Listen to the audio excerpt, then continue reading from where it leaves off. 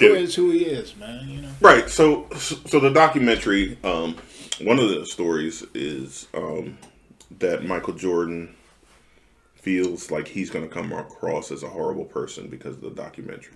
Wow. But why would anybody say that about Mike? Because he and so if you don't know, so here's my response to that. If you don't know what type of person Michael Jordan was as a basketball player and as a teammate, maybe you would. But everybody who knows who Michael Jordan was, followed him back then, knows anything about Michael Jordan, know that he was not the greatest teammate. He made you play just as hard as him. Every story you would ever read or hear about Michael Jordan is he played harder in practice than he did in the games. And the reason was, it makes the game easier. I played basketball. It's just the truth. If you've done it in practice, it becomes second nature in the game. And he held his teammates to a higher standard. Saw a story yesterday. Scott Burrell. He tortured this dude, Scott Burrell, who was a pretty decent player. So they were doing a shoot around thing, and there was a reporter there that knew Scott Burrell from when he was in college. And all of a sudden, Michael tells Scott Burrell, let's go. Takes him down to the other end. And the reporter had asked him, he said, man, Scott, what'd you do? And Michael Jordan turns around and said, he was talking. So you talk shit to Michael Jordan, you're going to have to go down and back it up. It just is. He punched teammates. Okay. Anybody that's ever been on teams knows you get in fights with your teammates. That's it. Just happens. How many times have football players gotten fights in the locker room or in their practices or baseball players or any sport? You fight with your teammates. However, it occurred. I will say this. I've heard from Horace Grant's mouth. He did an interview on Hot 97, matter of fact. That as soon as Mike would punch somebody and a person went to react, they would jump on that person to protect Mike because Mike was a golden child. You know, and of course, he's the most important. Listen, bar none on any team, during the time that Michael Jordan played, Michael Jordan would have been the most important player on that team. So I get why they were protecting him, but I feel like that's a little weak at the same token, too. So, Horace Grant and Craig Hodges are two guys that you have to take what they say with a grain of salt because they hold grudges against Michael Jordan. So, is that story accurate? No, I don't think so. I think Horace is full of it. I think on any team, when two teammates start fighting, I've literally been on a team where there was a fight in practice. Everybody runs to immediately break it up. It just happens. Like, nobody stands there just like, just all right, go punch each other. No, you immediately try to break that up. Right. So that's bullshit. Horace is Horace. He's upset. When he went to Orlando, you could tell he celebrated when Orlando beat the Bulls that year that Michael only played 18 games and Orlando knocked him out of the playoffs. You mean the year that Nick Anderson made the mistake talking about how good Nick Anderson was like, man, 23 is better than 45. Right. And then next year they got swept. So, yeah, I take that with a grain of anything that comes from Craig Hodges or Horace, take with a grain of salt. Immediately breaking up a fight happens anytime two teammates get into a fight. So that's just dumb. But yeah, Michael Jordan was ultra competitive. Like, guess what? Where do you think Kobe Bryant's Mamba mentality came from? All he did was do exactly what Jordan did. Mm-hmm. He copied everything about Michael, including his practice habits. Kobe was a jerk as a teammate. He was. His teammates didn't like him. There's video of Kobe in practice, like elbowing I forget who it was. Karl Malone couldn't stand Kobe Bryant. No. But I don't like Karl Malone, so I don't get Yeah, me and you, we're in agreement there. Karl Malone never took care of his kids, so I don't care for him. I just didn't like Karl Malone. I don't care for him at all. But yeah, so the documentary's on 2 episodes every night for the next 5 Sundays, I believe, total of 10. I'm excited to watch it, not just because I'm a Michael Jordan fan, but I'm excited to watch there's stuff that I think that I'll learn. I don't think that he'll be looked at as any worse. I will say this. I watched, and we're gonna watch this. I want your opinion on it. Okay. When the podcast's over, there's a YouTube, some dude Whitlock or whatever. So he had 3 panelists. God, the chubby guy, Darren Whitlock. Yeah. I don't like him either. So he had 2 other people. Damn phone. He's having technical difficulties. Ever since I got this new phone. So he has 3 people, and the question was asked,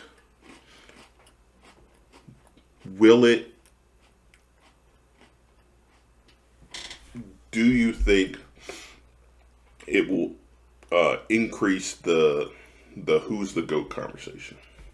Because this is Michael Jordan after almost 22 years.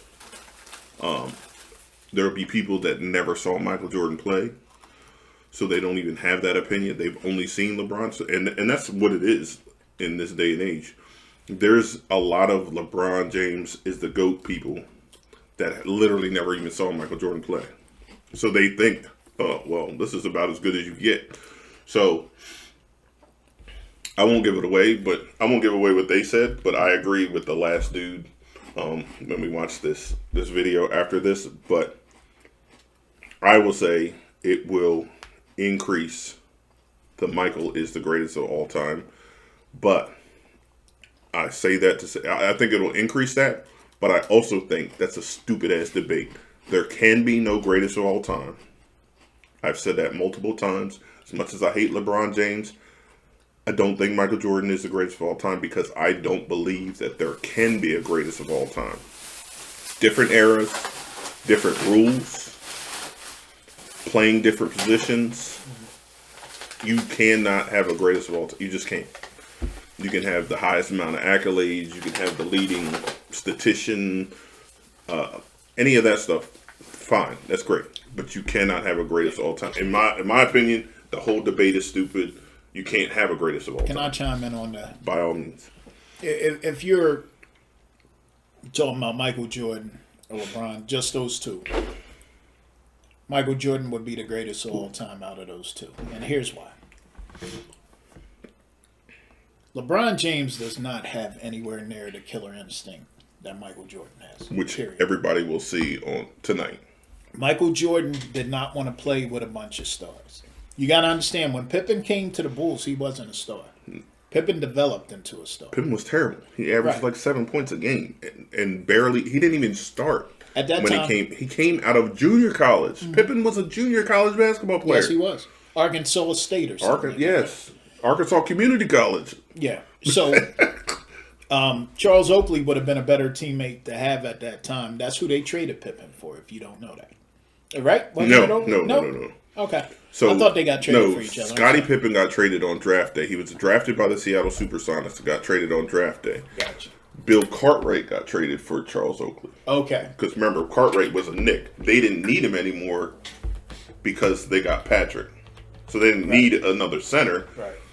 They traded, they needed a power forward. The Bulls didn't have a center. I think Dave Corzine, if you don't know who Dave Corzine is, there's a reason. Dave Corzine was the Bulls center. Orlando and they wanted Woolridge a true, was on that early Bulls team. They wanted a true center, Yeah, so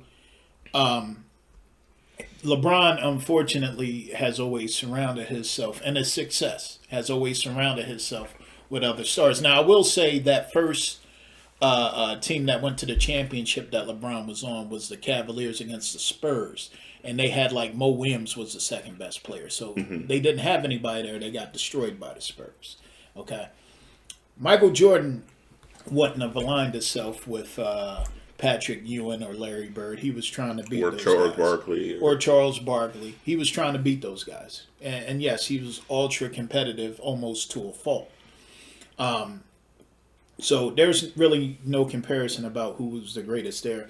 LeBron is the greatest of this era, I believe. Okay, and I agree with you, and I don't even like him. And I like LeBron. I don't like Jordan. Anybody who knows me know I don't like Jordan. Okay, now do I think Jordan is the greatest player of all time? No, but I will say Jordan is probably the greatest player to play during my lifetime. Okay. I think there's other players, and I even like to say that there's a player that's played during this time that might be better than Jordan, but I wouldn't say it's false, but I would say he was better at a lot of other things than Jordan was, but not scoring, not necessarily defense. Scottie Pippen was better at a lot of things than Michael Jordan, though. That's the funny thing. Scottie Pippen was a better passer. Scottie Pippen was a better defender. He could block shots. So Scottie Pippen was in a lot of areas, but as Scottie Pippen will tell you himself, Michael Jordan wasn't asked to do the things that LeBron has to do. And this is my whole problem with LeBron and the whole argument. LeBron doesn't trust his teammates enough to have a John Paxson say, here, you take the last shot. Doesn't trust them to have that role player like Horace Grant and Dennis Rodman that only is getting rebounds. Doesn't have Scottie Pippen that, hey, dude, you bring the ball up, that way I can get free and work the offense and all that stuff. So LeBron never trusts his teammates, and here's the proof. Sorry, loud battery's dying. Here's the proof in that. When Michael Jordan left the Bulls in 1994 to go play baseball, the Chicago Bulls got to the Eastern Conference Finals and was one bad call away from going to the finals and playing Houston without Michael Jordan. Every team that LeBron James has been on has turned into the worst team in the NBA after he left. That's 100% correct. And the reason why is because, yes, LeBron is a great player, but LeBron does not trust his teammates, and he does not make his teammates better. If you do not take the time to trust and make your teammates better, you cannot be an all-time great, in my opinion, unless you're able to make your other players better. On the Celtics, Larry Bird turned Kevin McHale, Robert Parrish, Danny Ainge into Hall of Famers. Now he's having technical difficulties. Magic Johnson. James Worthy was a great player, but he also made Byron Scott a great player. He made Klay Thompson's dad, Michael Thompson. Like you said, A.C. Green. There were other players that he made those players better. Isaiah Thomas made Dennis Rodman, to me, was a way better scorer on Detroit than he ever was on any other team. Yeah, he scored more on, definitely, for sure. And everybody said, well, first of all, the Chicago Bulls was not a super team.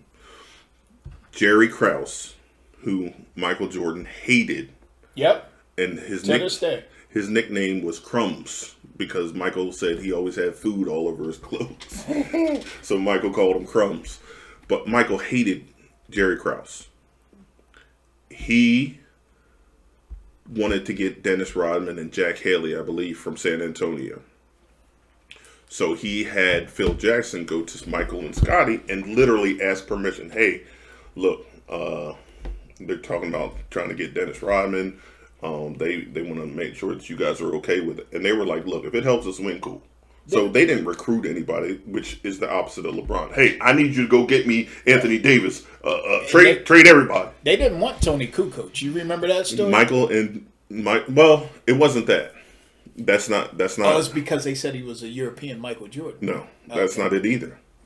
So Jerry Krause would not give Scottie Pippen a new, higher paying contract. That's right. Because he had drafted Tony Kukoc, and Tony wasn't even able to come play on the team. So the Chicago Bulls legit were paying Tony Kukoc money, and he wasn't even playing for him, and would not pay Scottie Pippen. So yeah, those two that 92 Olympics. Olympics. Tortured that dude. They did. He scored 2 points in the whole game. Tortured him. They took turns. And Tony talks about it now. He's like, man, I don't know what I did to him. So, yeah. But, yeah, Michael Jordan, B.J. Armstrong turned into an all-star. Mm-hmm. Well, that's B.J. Mm-hmm. Was an all-star the year that Michael Jordan left. That's making your other players better. Scottie Pippen would not be in the Hall of Fame. He would have been an all-star, never been on the Olympic team, had Michael Jordan not berated him every day in practice, had not made him rise to that level through those practices and those, what you'll hear about, those Breakfast Club morning workouts that him, Ron Harper, and Scottie did every morning at 5 a.m. Listen, I first of all, let me make this clear. I respect Jordan for the player he was. I grew up a Dominique Wilkins fan. Huge. There was nothing else. There was Dominique and the Atlanta Hawks. You understand? I didn't like anybody else on the Hawks. I was just that big of a Dominique fan. I liked him, though. I like Kevin Willis. So when Tree Rollins. I like Cliff Livingston. And Doc. How you not like Doc Rivers? Doc was cool. But Stacey Augmon came later. Way later. He's like the later. 90s, 92. Yeah. So, I mean, I like the whole UNLV team. You know what I mean? The two, like, Anderson Hunt. I was a big Larry Johnson fan, man. Anderson Hunt, Greg Anthony, Larry Johnson. So Stacy, and I don't remember the center. I know his number was 44. I don't like Jordan because my brother was a huge Jordan fan, and just as a younger brother, I was the opposite of everything that he liked. There's some things Jordan has done later on that I don't like either. It has nothing to do with him as a player. And I'll agree with that. I think the gambling turned me off. The fact that the dude that's smoking the cigars is annoying. So there's a lot of things I don't necessarily like about Michael Jordan. Right, I know who he is, and I respect him as a player. His legacy as a player, you can't tarnish it. You cannot tarnish it at all. Slate. I mean, everybody forgets those Washington years, but what I'll say about the Washington... I don't even count those. But what I'll say about those Washington years is, and if Shannon Sharp, the most ass-kissing LeBron dude I've ever met in my life, if he ever debated me, I would trash him on his two favorite arguments against Jordan. That's number one. Why couldn't Michael Jordan beat the Big Three Celtics? Number one, it was the Big Six. There are 6 Hall of Famers on that team. LeBron James has never played against 6 Hall of Famers on one team. 3, Durant. He's talking about the Celtics with Parrish. Yeah. Okay. 6 Hall of Famers. Bill Walton, Dennis Johnson, Larry Bird, Kevin McHale, Robert Parrish. But he was losing to him younger in his career, though. First 2 years. Yeah. But, so, that's always the argument. He could never get past. You couldn't get out of the first round. You're right. Yes. Detroit and the Celtics had stacked team. The whole Detroit. First of all, the Pistons team. All Hall of Famers. Every single one of them is going to be a Hall of Fame. And they never should have lost to the Bulls. Vinnie Johnson. They did, in my opinion. No, they got killed. Right, but what I'm saying is they still had a good team. It wasn't like they were back-to-back champions. Yeah, they were going for the 3-peat. Jordan didn't get past Detroit. It wasn't. They were old and right. That's what I'm saying. They weren't old and decrepit. They were literally the back-to-back champions. So that argument is matter of fact, that's when they lost to the Bulls when they were going for their third one. Boston were the champions. Dennis Rodman had trilogy. Carved in the back of his head, his haircut. So that's the Shannon Sharp's number one argument is about that couldn't get past the Big Three. It was the Big Six, and if you add their coach, 7 Hall of Famers on that team. So 6 Hall of Famers playing, and Jordan had literally nobody on this team, which his argument is if you're the greatest of all time, you should have beat them. No, because LeBron James couldn't beat 3 Hall of Famers. Wasn't Cowens on that team too? Dave Cowens was probably on that team. Yeah. So again, the Celtics had a hell of a team. I don't even know what. First of all, nobody was beating that Celtics team. Yeah, Shannon Sharp should shut up if that was his. I ain't even never heard his argument. He repeatedly says Jordan couldn't get out of the first round because he couldn't beat the big three Celtics, and only beat the Pistons when they were old. No. Not true. Neither one of them. That Pistons team was stacked. And nobody ever calls him out on that. I don't know why Skip Bayless never calls him out on that. Because Skip Bayless is a piece of crap. That's he is, but. So both of them are idiots because when they start talking about Jordan, the other one always invokes LeBron. And when they're talking about LeBron, the other one always invokes Jordan. Like, doesn't have anything to do with the topic. Stay on topic. Anyway. So that's his one argument. How many years did Jordan and LeBron play together? Never. They didn't play 1 year together? Nope. Not in ever. the league? Not ever. Then they shouldn't even be a... That's why I said you can't compare. So the other argument he has is Michael Jordan... We just going to discount those Washington years? Okay, so name me any player that sits out for 2 years, comes back at 38, going on 39, averaged 22 points the first year, came in the season with broken ribs. Ron Artest broke his ribs in preseason, and had severed his tendon on his shooting finger. So if you ever look at Michael Jordan, he cannot bend his finger. So it's always like this. He was even palming a ball with 3 fingers and a thumb. Like, his finger is not on the ball. And even to this day, he cannot bend that finger. Like, it's just stuck like that. If you see him holding his shorts, the finger is sticking out. Can't bend it. So, cut tendon, 38 years old, sat out for 2 years, and you come back in the NBA and average 22 points. Listen. And then at 40, you average 20 points a game? Jordan dominated for most of his career. I don't even want to. That's not even something. And like I said minutes ago, I hated Jordan. Still really don't like him.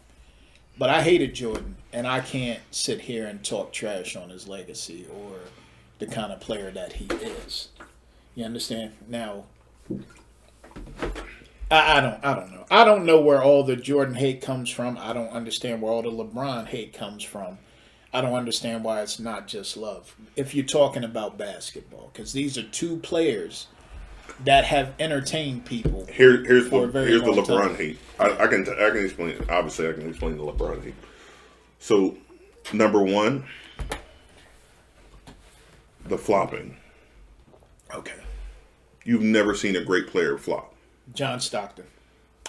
John Stockton wasn't a flopper. John Stockton was actually a dirty player. He was not a flopper on the level of LeBron. Have you seen the dude that doesn't touch him and he goes like, nah, John would get hit and then oversell it. Yeah. I agree. So would Dennis Rodman though. You touch Dennis Rodman and he flies. But LeBron's Boyd was even better than Dennis Rodman, the one that played with him. What's his name? The white dude. Oh, Lambeer. Yeah, Lambeer was a great flopper. He would make you pissed and make you hit him, but he would sell it. That's what I was going to say. I don't think any player in NBA history has been punched as much as Bill Lambeer. No, I don't think. So. You would be hard pressed to find any other player that has. The only player I ever heard Larry Bird talk bad about. I've seen Dr. J hit him. I've seen Larry Bird hit him. I've seen Barkley hit him. I've seen Patrick hit him. Robert Parrish? Jordan. Robert Parrish chopped him. Yeah. Never seen anything like it. Never seen any NBA player get punched as much as Bill Lambert. But, so, the LeBron hate comes from, number one, his lack of defense. It comes from the flopping. You do not expect a great player, a top 3 ever player, to put on those types of performance. Like that acting performance is just, no, you don't take that out of it. I wouldn't expect somebody that big. Right. He's supposedly 6'8", and 280-pound tank, and come on, and you barely getting touched and flying all over the place. Not getting touched. Clearly not getting touched that time. Right. Yeah. Here's where him and Jordan are similar. Jordan traveled a lot. But it wasn't as blatant as what LeBron does. Nah, LeBron sometimes is traveling. I'm blatantly like, traveling. Jordan would do it in motion, and it didn't look as blatant. But he did travel. I mean, I'm the biggest Jordan fan ever, and I'm gonna tell you he traveled a lot. LeBron's self-promotion. Yeah, I'd say I'm the GOAT. I'm the GOAT. Yeah, he is. He's not humble at all. Nah, boss, you're not. You're really not. He's not humble at all. I'll give you that. You asked Michael Jordan that same question. What did he say? I could never say that I'm the GOAT because of all the players that came before me. Well, and he said that now, though. I know he said it in the past. I think he would. Okay. I think if you're talking to him one-on-one and we're like, yo, Mike, you think you're the best to ever play? He would say it. Which is fine. You say that. That's what you're supposed to say. Like Kobe said, well, you're supposed to think you're the greatest. But Kobe, I would say, listen, I even give it to LeBron. I would say they're in that conversation.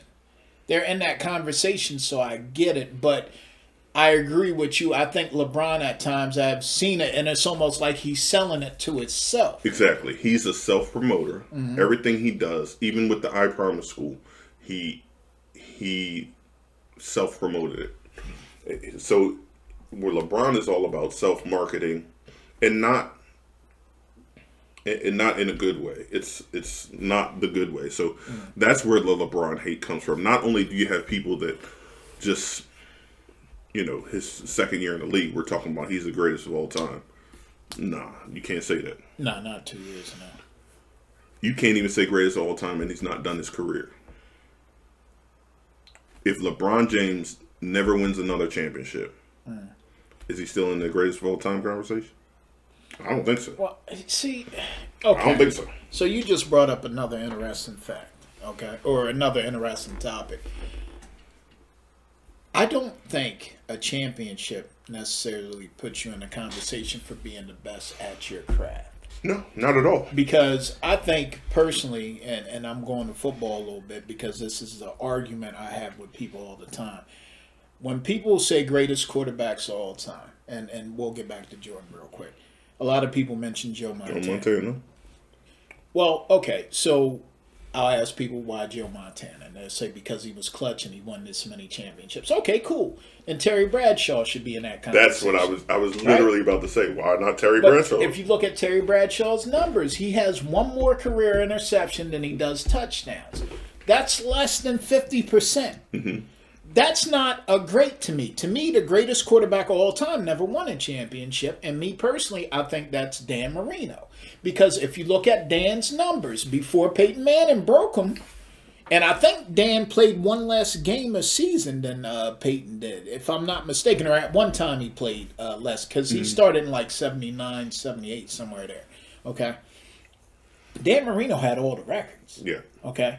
And they didn't get broken by one quarterback. They've been broken by, a couple quarterbacks. Then I think he still has some records standing. Okay? Now, I'm not sure how many years Dan played versus Peyton versus Tom Brady, who's still playing. Okay? Right. But that's neither here nor there. And if you look at Dan Marino never had one thing that Tom Brady did have some of, that Peyton Manning definitely had for some years, and that was a running game. For years. They didn't even have like a run set offense like a lot of people have now. That offense was set up for a passing offense. So the championship and being the greatest to me doesn't correlate with you being the best at your craft, but people seem to make that an argument. So I think it goes in there. At least in basketball, there's not very many all-time greats that haven't. Charles Barkley is probably one. Patrick Ewing is probably one. Karl Malone kind of got a bullshit one. Karl Malone didn't win one? I thought he had one on the Lakers. No, that Lakers team didn't win. The Lakers team did not win that championship. It was Gary Payton that got one. Okay. Lot of those players that were really Vince Carter is probably one that's going to end his career without winning the championship, but one of the all-time greats. But so Robert Horry has 7 championships. Adam Morrison, who came out of Gonzaga, was drafted by the Bobcats, has 3 sitting on the Lakers bench. He's not even going to ever come up in a conversation about. How many does Steve Kerr have? I don't know. Is it Steve Kerr has 4 is a player. 4, okay. And then 3. And then 3. No, 4 is the coach. 4. I think Golden State won. They won 3. Maybe 3. Okay, so he might have. So he has 7. Never going to talk about Steve Kerr being an all-time great. No. Maybe an all-time great 3-point shooter. Yeah. I think he still has that record. But for most threes made and the highest percentage in a year. No, he doesn't have the most made. That's Ray Allen now. Ray Allen broke his record. Yeah. But yeah, he has the highest 3-point field goal percentage. I believe. I might be wrong, but he did. Yeah, that championship. I don't think it does, but I think in the LeBron conversation, it matters. Well, LeBron kind of set himself up for that, though. Yes.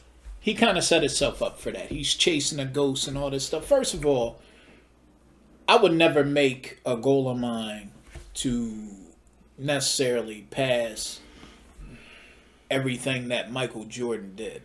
My first thing would be to be great myself. You're supposed to pass everything Michael Jordan did when you started playing at 18 years old. Michael Jordan didn't come to the NBA That's true. Till he was 22. So sat out. Did he play all 4 college years? No. Played 3 years. Okay. And then went to the NBA. Michael Jordan sat out the 18 months baseball. True.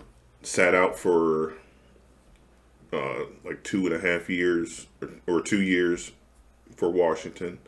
So Michael has played less games with more accomplishments than LeBron James. Mm-hmm. So to me, that kind of ends who's better. Mm-hmm. Michael accomplished it in this. You in your 17th, 18th year, and you pass Michael Jordan? Whoop-de-doo. You should pass Michael Jordan. You in your 18th year. Mm-hmm. Michael Jordan only played 15. Mm-hmm. And you just now passed him? That says more about you than Michael. Mm-hmm. Michael had 6 championships in 15 years. You got 3 in 18. It's just not even a conversation. It's just not a conversation. But I hate the argument. Michael Jordan is not the greatest of all time. LeBron James is not the greatest of all time. There just isn't one. And that's it. But I'm excited to watch this documentary. I have my alarm set for 8:55 p.m. Yeah. I will be on a 2-hour break from work from 9 to 11 tonight. I ordered Sling TV specifically. Nice. I didn't have TV. I ordered Sling because I could not find a way to get ESPN for free. So I will be watching and recording. And shout out to ESPN for trying to keep some kind of sports going for us, even if it's older stuff or what have you. Those retro things are cool. Like they are. Watching that boxing stuff. Oh man, because you can get a second perspective than what you had the first time. And it's people that have never seen Marvin Hagler, Tommy Hearns, Julio Cesar Chavez, only know Oscar as a promoter, never seen Oscar throw that left hook. Right.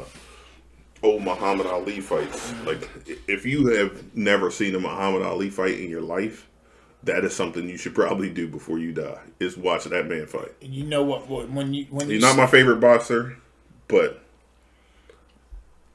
if you only could watch one boxing match in your life, I would say you would have to watch Muhammad Ali fight. And I'm going to say this to touch on that. If you're going to watch one Muhammad Ali fight, and I haven't seen every single one, I think that's impossible at this point, but I've seen a lot of them.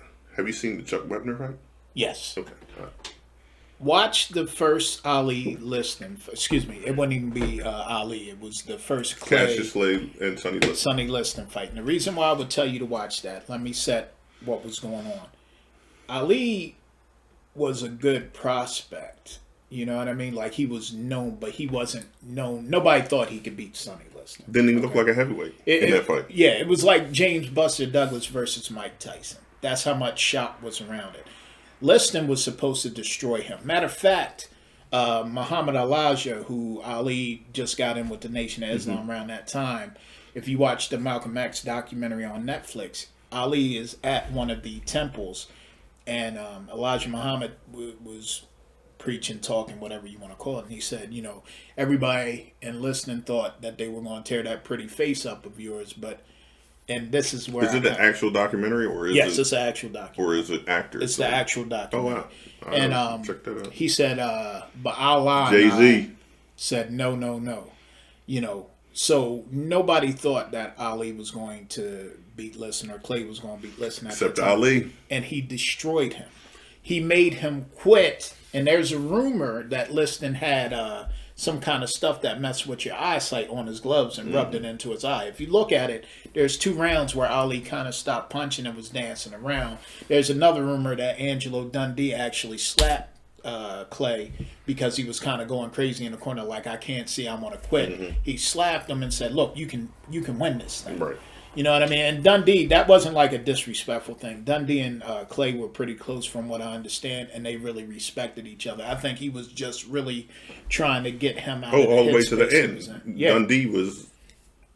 Angelo Dundee's one of the greatest trainers of all time. He trained Sugar Ray Leonard. He legitimately was Mickey from Rocky. That's who they had to base it off of. Because even that story in Rocky 3, when Mickey tells Rocky he doesn't want him fighting anymore, Angelo Dundee literally told Muhammad Ali when he kept trying to come back, and he had started with Parkinson's and was slower. He couldn't throw punches, and even had the beginnings of the trembles.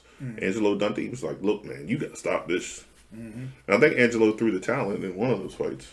Probably the Holmes fight, because I believe the Holmes fight. He got destroyed in that fight. First of all, Larry Holmes is one of the most underrated fighters of all time. If you don't know about Larry Holmes was getting ready to break Rocky Marciano's record back then, and he fought Michael Spinks. And in my opinion, he beat Michael Spinks, but they gave the call to Spinks. Now, I'm not saying they did that to protect Rocky Marciano's record, but he got robbed, regardless of whatever. I think because he wasn't a popular champion. Maybe. But people probably don't know Larry Holmes was Muhammad Ali's sparring partner. Yes, he was. Yes, he was. And Larry Holmes cried after he beat Ali. Did you know that? Yeah. He cried and said, you can't take nothing away from me. Because he beat him not at his best. And Larry Holmes knew that. So he was like, man, I had to go in here. I punished Muhammad Ali, who's my idol. Like, I don't want to do that. Yeah. But that first Liston Clay Mike Tyson fight, gave him back to. Yeah, that first Liston Clay fight drink with the lid on is I think a masterpiece from Clay, being the underdog, fighting for a championship and absolutely destroying and frustrating Sonny Liston, because Sonny Liston could barely put a ball on him. You know, and Sonny Liston, you talking about knocking people out. He was the Mike Tyson of his era, if you want to compare him to George Foreman. And he had a dark side, from what I understand. Supposedly he was tied in with the mob and all this other stuff. There's rumors that he threw the second Ali fight, which has the Phantom Punch, the famous Phantom Punch they talk about. He hit Sonny Liston. Oh, yeah. I'm sorry. He hit Sonny Liston. I don't know if he threw the fight after he took the hit or not, but, that's a rumor going around that he threw that if for you the mob. Think of it this way. He quit in the first fight. You get hit hard enough, and he may have been able to get up and just quit and just said, you know what, I'm just going to lay here. And you can call that throwing the fight if you want, but I call it losing. No. Like I said, it's a rumor. I don't know, what the facts are on it. But that just hit me. So in the documentary for Michael Jordan, you will hear Michael Jordan say tonight, I never lost a game. I just ran out of time. And if that ain't the ultimate in competitiveness. And you'll also hear the story about when he broke his foot and he wanted to come back and he wanted to play more minutes. They only allowed him to play like 15 minutes a game, 18 minutes. I forget what the exact number is. So he was only allowed to play a certain amount of minutes because he broke his foot. He was out for 60 games or something like that, which again, same. He only played, I think, 12 games in the 1986 season because of that broken foot. But he wanted to play more. So Jerry Reinsdorf, who was the owner of the Bulls, sat Michael down and he said, Michael, I don't think you're understanding this. there's a 1 in 10 chance that you'll re-injure yourself and never be able to play again. And we're not willing to take that chance. Right. And Michael said, yeah, but I want to play. So Jerry Reinsdorf said, let me put it to you this way. If you had a headache and I had 10 aspirins and one of those aspirins would kill you, but you didn't know which one it was, would you take the aspirin? And Mike looks at him and says, well, how bad is the fucking headache? You know what that reminds me of? And I'm not going to take it too far because we're getting to the point we probably need to wrap up. But Ronnie Lott was competitive like that. Ronnie Lott had, you know the story? Yes, I did. He messed up his finger. Ronnie Lott was, I don't like football. Yeah. Ronnie Lott, Lawrence Taylor, Walter My favorite Payton. player all time, Lawrence Taylor. Walter Payton. I'm a New York Giant fan. And Deion Sanders are probably the only football players that I actually like. So, yes, I know the story. Somebody stepped on Ronnie's finger, and this dude went to the locker room and had his finger amputated. So no, he didn't have it amputated. It was part of it. Did he? Oh, okay. Yeah, it's okay. partial. It wasn't fully take his old pinky off. But do you know what the doctor said to him, though? No, I don't know. That's the funny part. So the doctor came in and was joking and said, well, either you're going to have to miss a game or two, or we could amputate the finger. And he said, cut it off. The doctor looked at him like he was crazy. It's like the top digit of it or something like that. It wasn't the whole thing. Mike Singletary. So those are my top 5 football players ever. Walter Payton, Lawrence Taylor, Ronnie Lott, Mike Singletary, and Deion Sanders. Yeah, so Ronnie Lott. And Lawrence Taylor just was a monster. I don't know that you could say there's ever been a better defensive player. I guess it's arguable.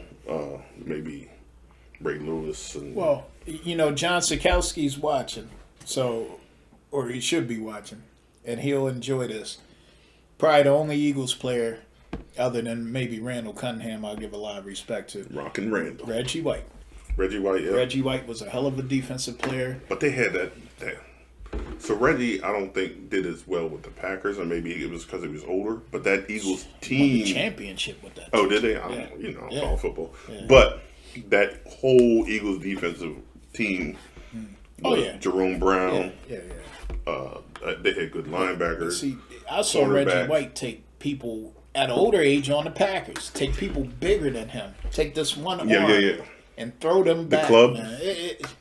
I don't know what it was with that guy. He was just out of world, He had that crazy voice too. Yeah, same thing with Lawrence Taylor, man. It's just some guys that are. And Lawrence Taylor had that coke in his system. Yeah. Some people are put on earth to do what they do, and they find it. And Lawrence Taylor to me and Reggie White were two of those people who were just designed to do what they. Wherever the ball was, Lawrence Taylor was. Lawrence Taylor was a monster. If he got a hold of you, weren't going anywhere. Speaking of Michael Jordan, another North Carolina Tar Heel product. If he got a hold of you, it was a wrap. Ain't no breaking the tackle if that dude get a hold of you. Ronnie Lott would hit you. Oh, Ronnie Lott would hit you hard, yeah. Mark Bavaro dragged him across the field.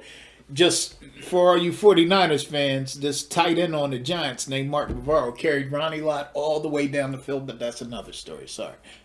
I remember Mark Bavaro. But yeah, so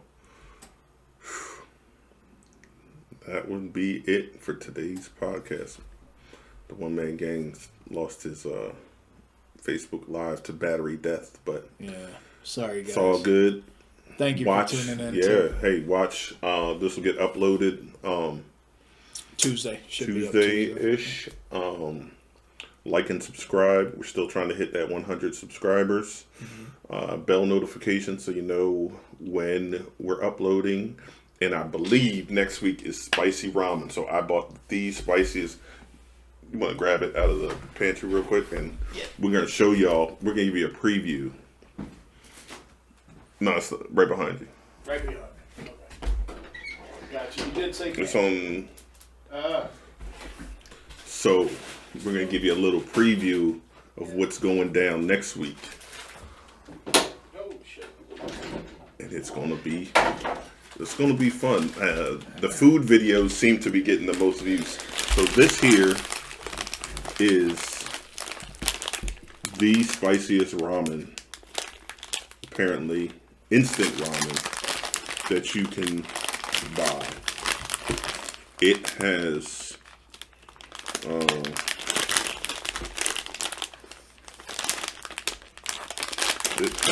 I believe, I want to say, okay, the Scoville unit is 8,808, which is pretty hot. For ramen, especially. Yeah. For ramen, it's pretty hot. I have another package of ramen that I get that I actually really like, and it's spicy, but it's only like 1,000 Scoville unit, and it's pretty. I mean, it's hot. Yeah. So this, and I'm gonna do 2. I always eat 2 packs of ramen at the same time, so I'm gonna do 2. I can do 2. You can feel this. It's the liquidy. Yeah. Okay. Yeah. So you pour it in it, and it looks like blood. Oh, okay. It's dark and it looks like blood. So next week we're gonna do spicy ramen. We'll give a review on taste, see how it tastes. But I've seen there's a YouTuber, Mikey Chen, that does food videos. He did it with a couple girls on his channel. You want to add the Texas Pete to it? He said it's hot. And I've seen this dude eat pretty hot stuff. Yeah. And no, I'm not adding shit to this. Hell no. I want to be able to function the next day. Yeah. So, next week, spicy ramen. Samyang ramen. So we're going to knock this out next week. And it says hoochie on it, too. Did you notice that under the chicken? It says hochi, but hoochie. Whatever. It says hoochie. Yeah. So next week is a food video. And like I said, those get quite a lot of views. So us in pain plus food equals views. Yeah. But no, obviously we're doing it for both. Well, not for the pain, but we're doing it. No, I like the taste and the different stuff, man. I thought the wing challenge was a lot of fun. The cheesesteak challenge was cool. It just that it was a okay cheesesteak. You're right. Yeah. I think if we did a cheesesteak where we reviewed like D'Alessandro's and the other one, and maybe that would be more interesting because it's more like. But this is more of like a YouTube challenge type of thing. So it'll be interesting. It'll be fun to do.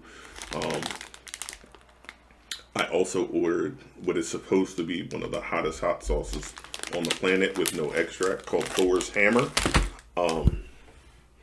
So I think we will do probably a Thor's Hammer taste test where we just get spoons, pour some on a spoon, and try it. And give you an honest review of it and tell you, woo-wee, sit here and put our behinds on fire for you. So, like, subscribe, stay tuned. Tune in next week. We're going to do the spicy noodle challenge next week. So again, Mark gets to eat. I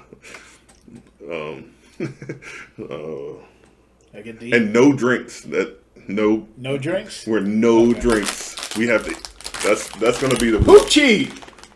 So we're going to have the Samyang, no drinks for at least, and we have to go 5 minutes after it's gone.